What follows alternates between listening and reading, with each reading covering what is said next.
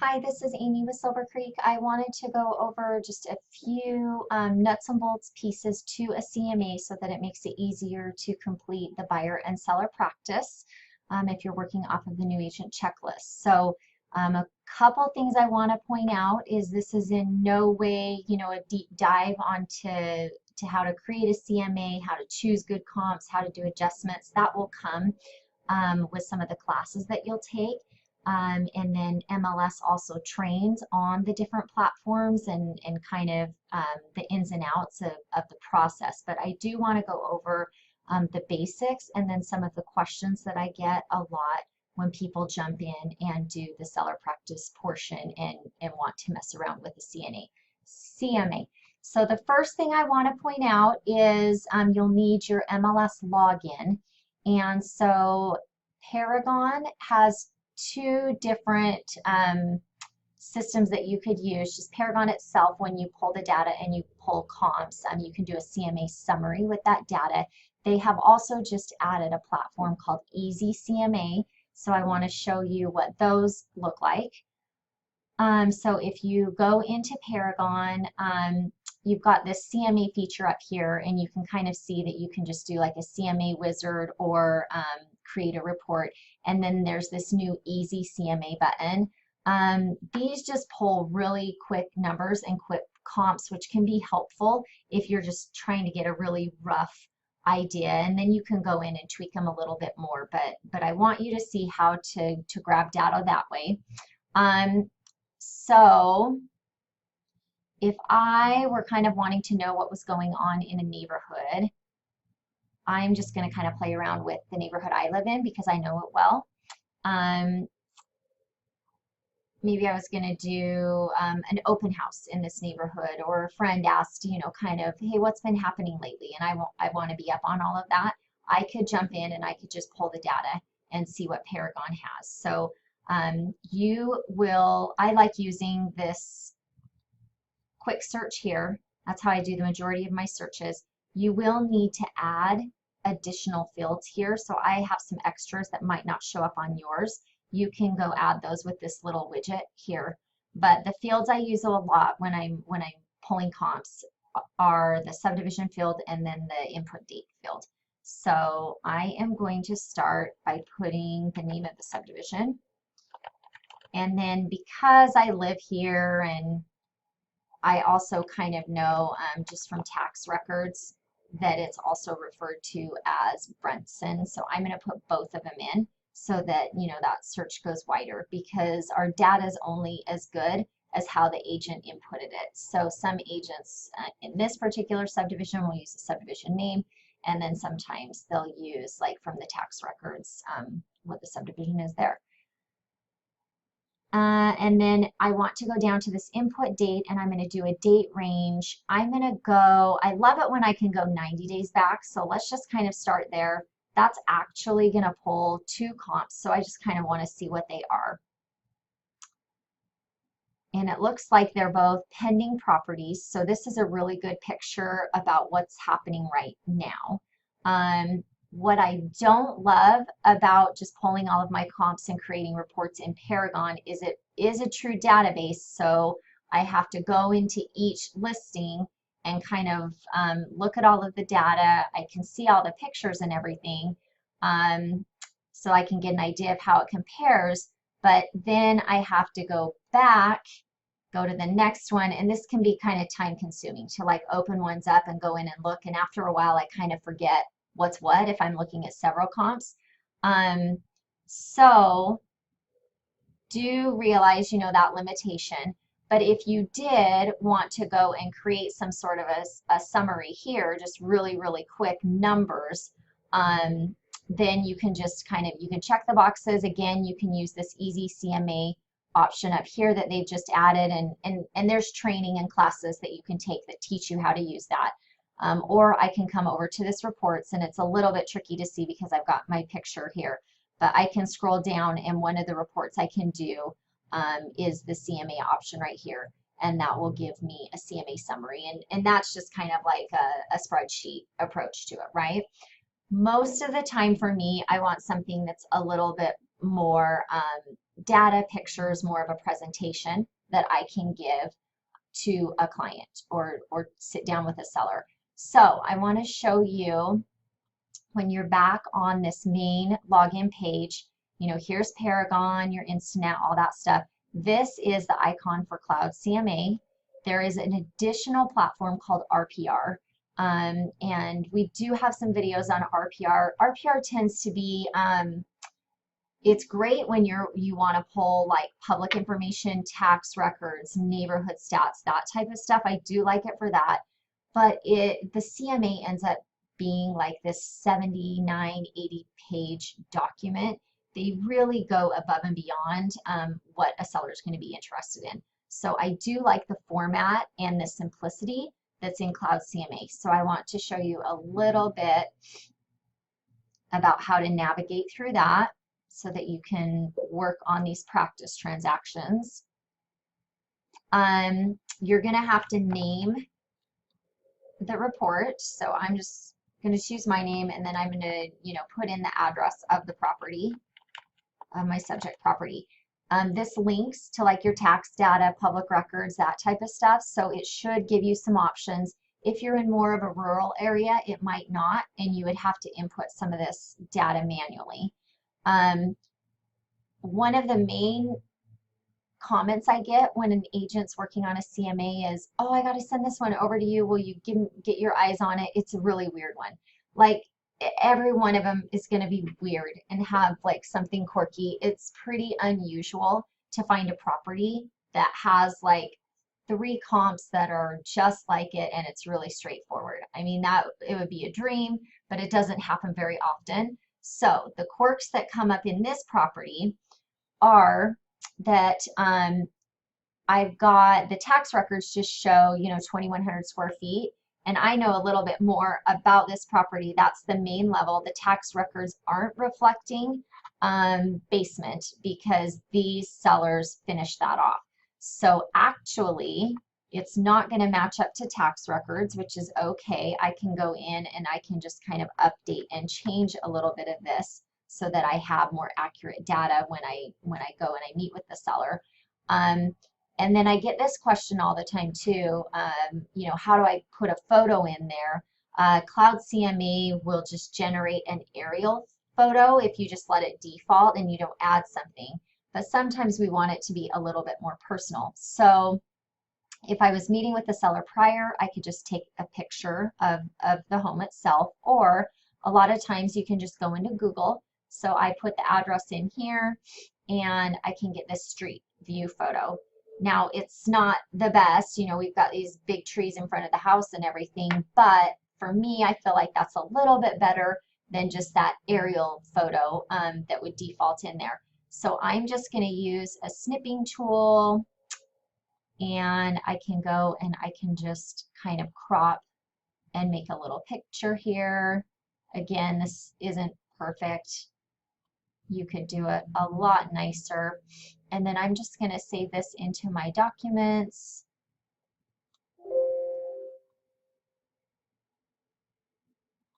And then I can go back into my report that I'm creating.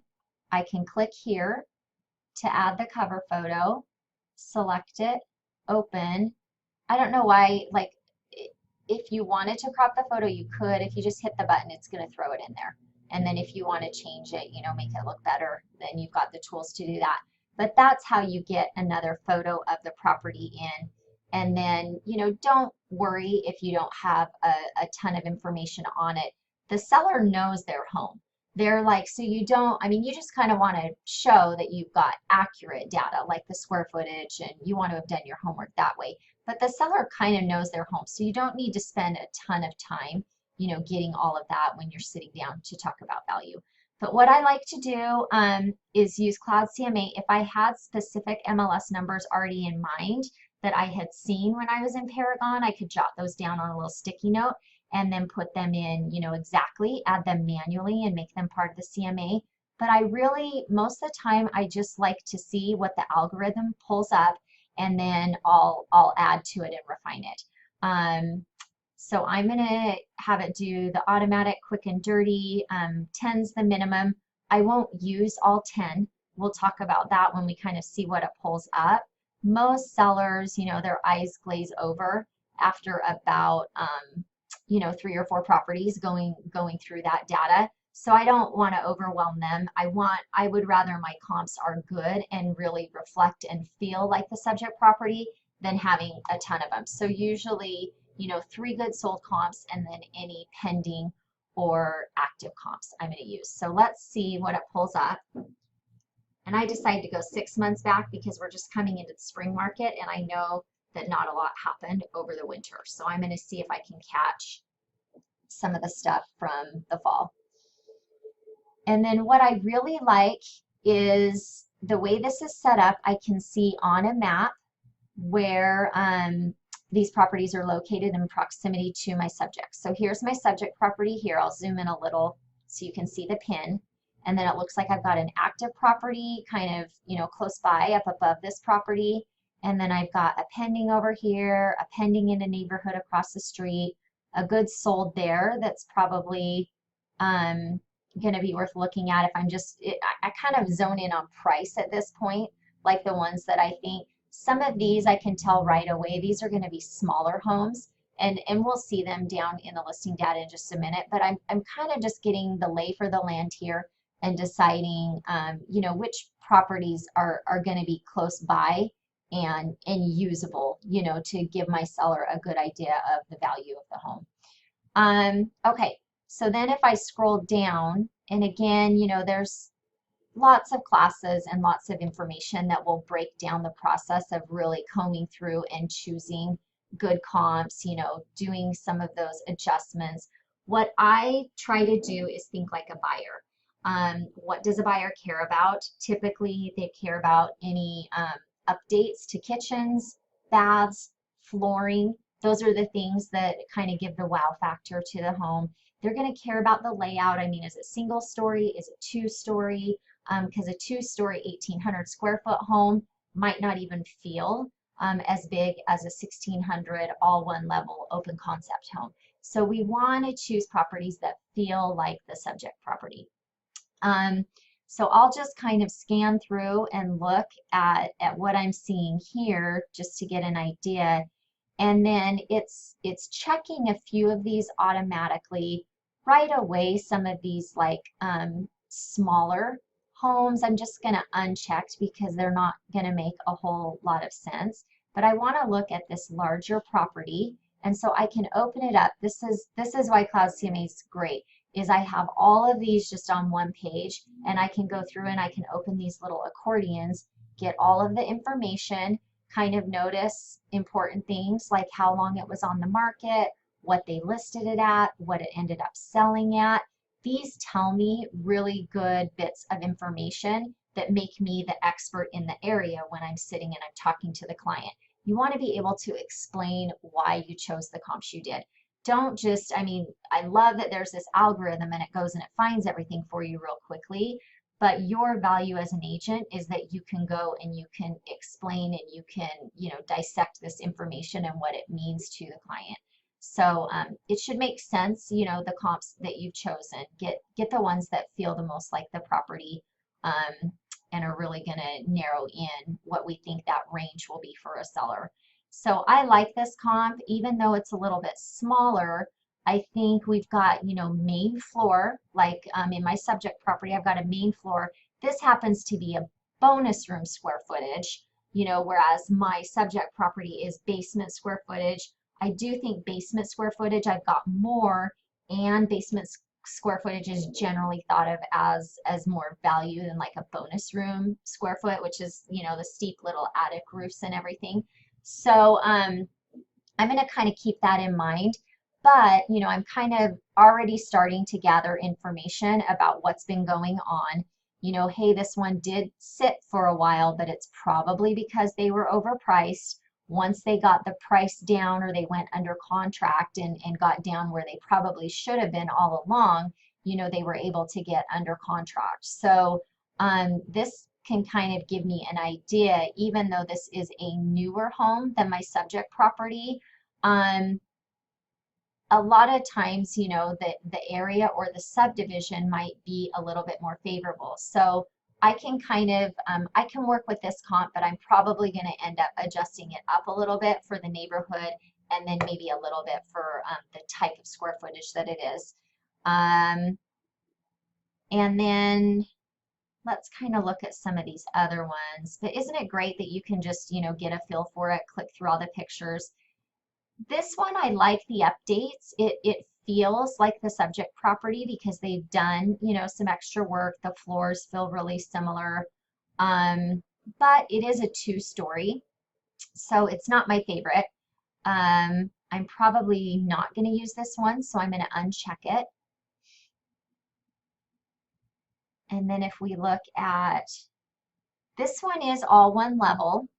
It is pretty close to the amount of square feet that I have on the main level in the subject property. So I could use this one if I were to adjust it up for the basement square footage. I want to point out right now the price per square foot on this home is $263 per square foot. One of the mistakes that a newer agent makes is thinking, oh, I have 700 square feet in the basement, so 700 times 263 would be my adjustment. And that's not what you would do. Remember, this 263 per square foot is reflective of the lot, the garage. We've already got a kitchen. We've already got bathrooms here. So just because you're adding square footage doesn't mean it's coming in at this particular price per square foot.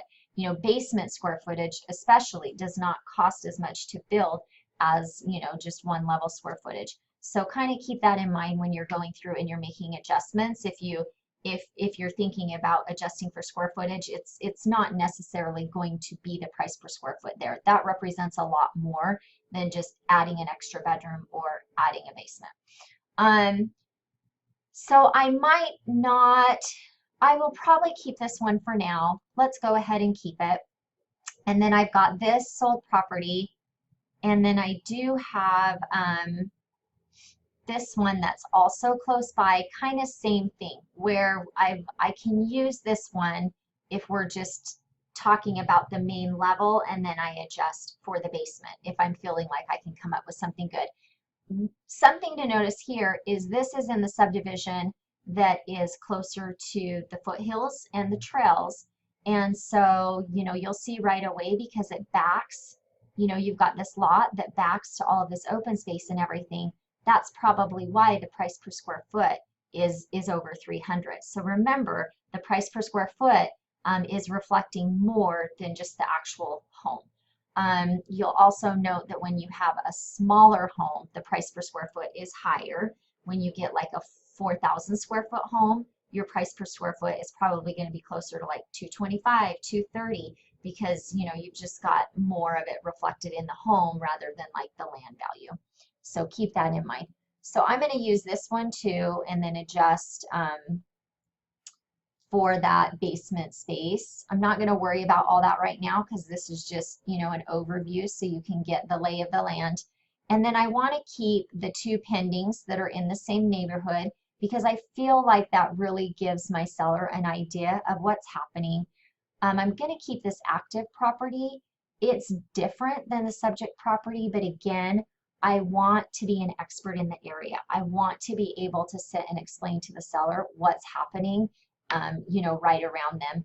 This happens to be up above the subdivision. It's on an acre. It has a shop. It doesn't really have the same feel in terms of the actual home because it's this split level. It is nicely finished, but again, you know, I mean, we're not going to get anywhere near to $1 million like this property did because of the acreage and because of the shop. So I don't want it to mess up my comps. I'm not thinking of it as a comp or value, but I do want to share with the client what's going on nearby. So I'm going to keep it. And then I would just customize my report. And in Cloud CMA, you get you go through these different steps here, these different tabs. So we picked our listings. You know, now you have this report, and I would go through and kind of play around with the pages that are free, that are standard. I find that when I talk with clients, I use that map.